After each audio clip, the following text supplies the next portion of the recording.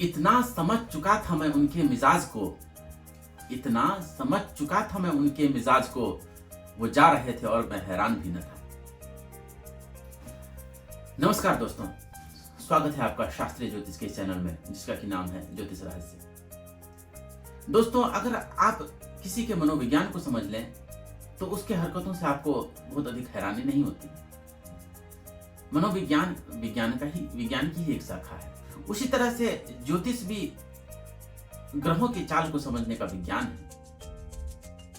अगर आप उसके विज्ञान को समझ लेते हैं तो आपके जीवन में अगर अच्छे या बुरे क्षण आए तो आपको उससे हैरानी नहीं होगी। इस विषय में मैं आज आपके लिए एक बहुत ही मनोरंजक कहानी लेकर के आया हूं।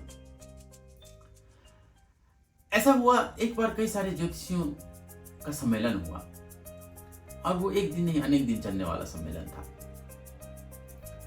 तो उन ज्योतिषियों ने विचार किया कि अगले दिन जब हम मिलने वाले हैं तो कितने बजे मिला जाए। तो अधिकांश लोगों ने कहा कि कल जो है सुबह सवेरे मिल लेते हैं, क्योंकि कल तो 3 बजे बारिश होने वाली है।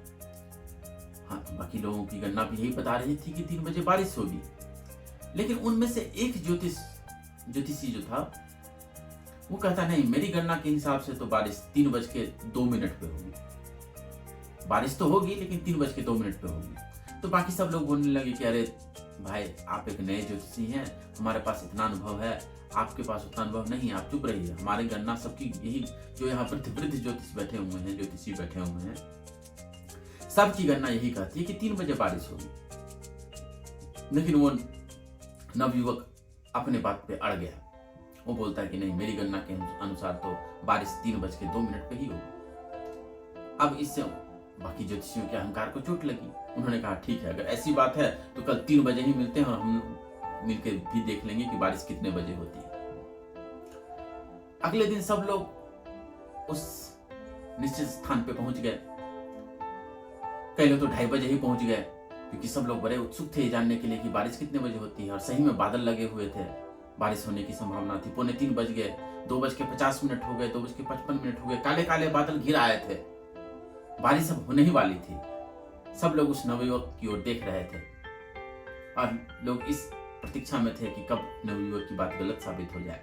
सारे ज्योतिषी लोग वहां सम्मिलित हो गए। 2:55 हो गए, 56, 57, 58, 2:59 हो गए और 3 बज गए। काले बादल छाए हुए थे, मेघ गरज रहे थे, लेकिन बारिश नहीं हुई। बारिश 3:02 पे ही हुई। तो सारे ज्योतिषी हैरान रह गए। उन्होंने कहा कि हम लोग इतने सालों से गणना कर रहे हैं, हमारी बात गलत कैसे हो गई और तुम्हारी बात सही कैसे साबित हुई। वह नवीन ज्योतिषी कहता है कि आपकी गणना गलत नहीं है, आपकी बात सही है, बारिश तो 3 बजे ही हुई थी। लेकिन मैं ज्योतिषी के साथ भौतिक शास्त्र का भी विद्वान हूं, मैं फिजिक्स का भी स्टूडेंट हूं। तो फिजिक्स में मैंने टर्मिनल वेलोसिटी, ग्रेविटेशन आदि के कई सारे विषय पढ़े हैं और उन गणनाओं के हिसाब से मुझे पता चला कि बारिश तो 3 बजे ही होगी, लेकिन बारिश की बूंद को वहां से जमीन तक आते आते करीब 2 मिनट लग जाते हैं। इसलिए मैंने कहा कि बारिश 3:02 पे होगी। तो आप भी अपनी जगह पे गलत नहीं है। बारिश तो सही में 3 बजे प्रारंभ हुई, लेकिन जमीन पर उस बूंद को आते आते 3:02 लग गए।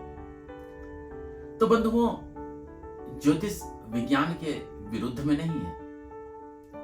ज्योतिष तो विज्ञान का सहायक है। और अब तो विज्ञान में भी नई नई शाखाएं आने लगी हैं, जैसे कि कॉस्मिक केमिस्ट्री। यह शाखा पिछले 100 वर्ष के अंदर ही इस शाखा का जन्म हुआ है। यह शाखा कहती है कि सारा विश्व एक ऑर्गेनिक यूनिटी है। अगर सूर्य पे कुछ होता है तो उसका प्रभाव यहाँ पे भी पड़ेगा, और यहाँ पे कुछ होता है तो उसका प्रभाव अन्य ग्रहों पे भी पड़ेगा। सब आपस में जुड़े हुए हैं। तो बंधुओं, जैसे विज्ञान से हम बाहर के जगत की बातों को समझने की कोशिश करते हैं, उसी तरह से ज्योतिष से, ग्रहों की चाल से हमारे भीतर और हमारे आसपास क्या परिवर्तन होंगे, इसको जानने का हम प्रयास करते हैं। तो विज्ञान के विरोध में नहीं खड़ा है ज्योतिष। ज्योतिष भी एक तरह से विज्ञान ही है, अद्वैत का विज्ञान है। ज्योतिष रहस्य पे ऐसे ही ज्ञानवर्धक कार्यक्रम देखने के लिए बने रहें। आपका बहुत बहुत